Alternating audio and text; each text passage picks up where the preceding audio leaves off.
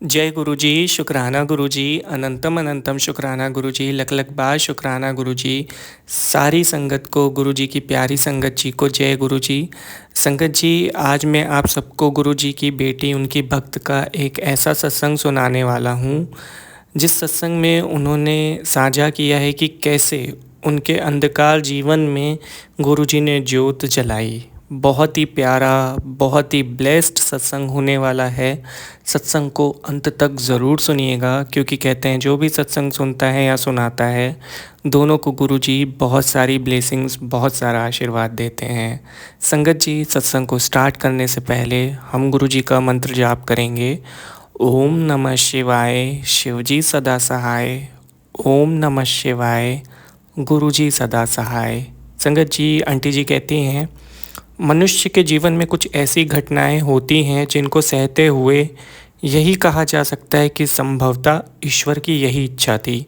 मुझे नया जीवन प्रदान करने के लिए मैं सदा गुरु जी की आभारी रहूँगी। गत घटनाओं का अवलोकन करते हुए अब मैं उनका बोध कर सकती हूँ, पर उस समय कारण मेरी समझ से बाहर थे। दुर्भाग्य मेरी नस नस में भरा हुआ था। मुझे अत्यधिक पीड़ा थी।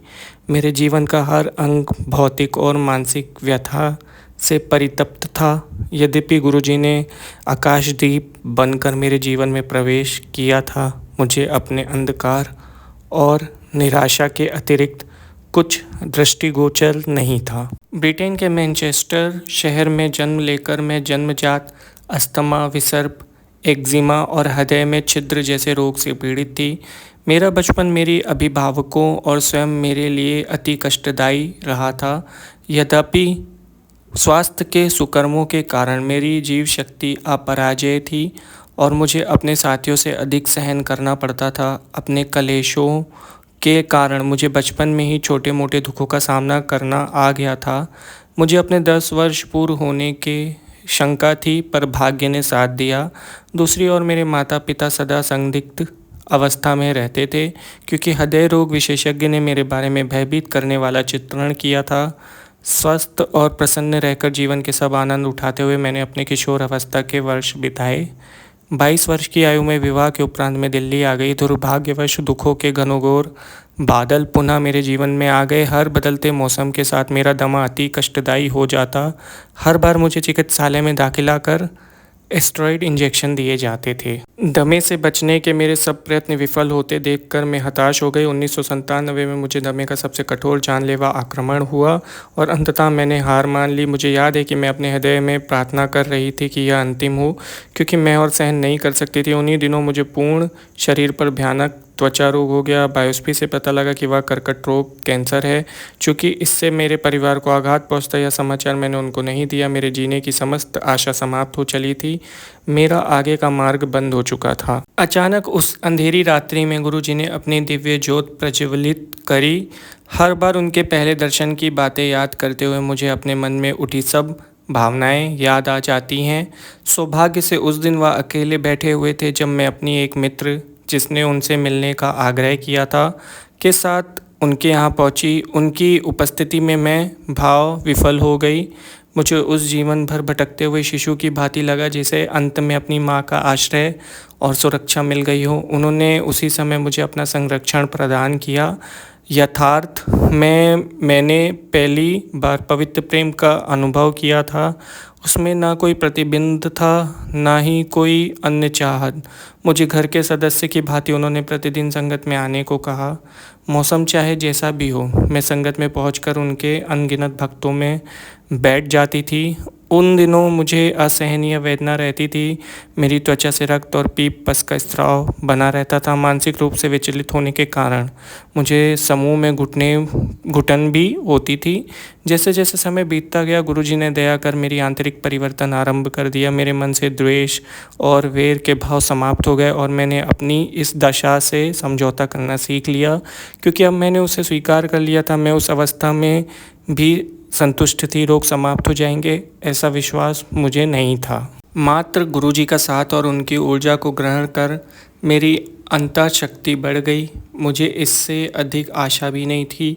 मुझे शांति मिल गई थी। उनके सान्निध्य में डूबते हुए मुझे आत्मिक जागरण का आभास होने लगा। मुझे उनसे प्रेम प्राप्त होता था जिसका मैंने पहले कभी आनंद नहीं लिया था। उनका प्रेम ऐसा पवित्र और पावन था जिसकी कहीं कोई पर्याय नहीं मिल सकती।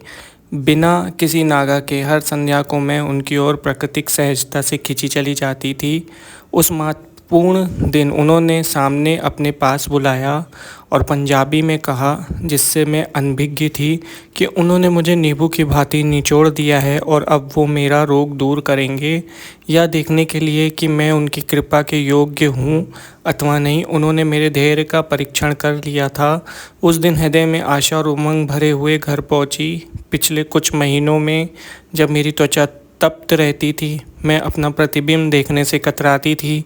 शीशे में अपना दाहिना चेहरा देखना मेरे लिए असंभव था। जीवन में मोड़ तब आया जब गुरुजी ने अपना शाश्वत वरदान देकर मुझे शीशे में देखने का साहस करने को कहा। मुझे साहस की अति आवश्यकता थी। मेरे चेहरा थोड़ा भिन्न हो तो अवश्य था, किंतु कुछ सप्ताह बीतने पर मुझे अंतर का पता लगने लगा। एक नई मैं, अपने से अपरिचित मैं गुरुजी की कृपा से परास्त हो गई थी। मैं उनकी रोग समाप्ति की क्षमता की कायल हो गई थी। उनके लिए मेरे प्रेम और आदर भाव और अधिक प्रबल हो गए। मौसम बदल कर आते गए और मुझे फिर कभी अस्थमा नहीं हुआ। मैं दिल्ली की प्रदूषित वायु में किसी भी अन्य नागरिक के समान श्वास लेती रही। गुरुजी ने मुझे नवजीवन प्रदान किया था और यह भी बताया कि उनके हस्तक्षेप के बिना मेरा और जीना असंभव था। उसी वर्ष के प्रारंभ में मैं एक ज्योतिष से भी मिली थी जिसने मेरी अल्प आयु की भविष्यवाणी करी थी। मुझ में हुए परिवर्तन को शब्दों में व्यक्त करना मेरे लिए अत्यंत चुनौती भरा कार्य है। मैं इतना तो कह ही सकती हूँ कि उन्होंने मुझे केवल भौतिकी नहीं अपितु आंतरिक रूप से भी परिवर्तित कर दिया था।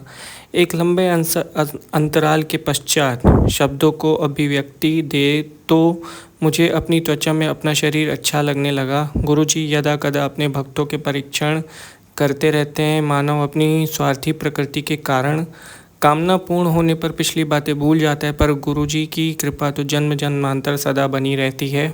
यह इस संदर्भ से स्पष्ट हो जाएगा। गुरुजी ने मुझे अपने चित्र के समक्ष प्रतिदिन एक मोमबत्ती जलाने को कहा था। एक दिन मेरे विस्मय से आधी डिब्बियाँ समाप्त होने के बाद भी वह नहीं जली। आवेश में आकर मैंने स्नान घर में चली गई। बाहर आई तो देखा कि मोमबत्ती जल रही थी। मैं चकित रह गई। उसी सांझ को गुरुजी को धन्यवाद प्रकट करने के लिए मैं उनके दर्शन के लिए गई। यद्यपि वह मेरे जाने का निर्दिष्ट दिन नहीं था। मैं जैसे ही उनके चरण स्पष्ट करने के लिए झुकी, उन्होंने धीमे से अपनी दयालु आवाज़ में प्रश्न किया कि अंततः मैं मोमबत्ती जली या नहीं। तब मुझे आभास हुआ कि मैं उनसे दूर हो रही थी। वह तो सदा मेरे साथ थे। मैं उनकी हार्दिक आभारी हूँ और हर क्षण उनकी कृतज्ञ रहकर जीवन व्यतीत करना चाहूँगी। जय गुरुजी, शुक्राना गुरुजी। बहुत ही ब्लेसिंग से भरा हुआ सत्संग शेयर किया आंटी जी, बहुत बहुत शुक्रिया। और अगर संगत जी सत्संग सुनाते वक्त कुछ वर्ड मिस्टेक हो गई हो तो इसके लिए क्षमा चाहूँगा। संगत जी, अगर आप भी अपना सत्संग शेयर करना चाहते हैं, डिस्क्रिप्शन में मेल आईडी है, वहाँ भेजिए, हम उसे ज़रूर शेयर करेंगे। और ऐसे ही गुरुजी के प्यारे प्यारे सत्संग सुनने के लिए चैनल को सब्सक्राइब करिए, बेल आइकन नोटिफिकेशन को भी ऑन करके रखिए ताकि नेक्स्ट सत्संग का अपडेट आपको मिल सके। गुरुजी सब पर अपनी कृपा बनाए रखे। ओम नमः शिवाय। शिवजी सदा सहाय। ओम नमः शिवाय। गुरुजी सदा सहाय। जय गुरुजी।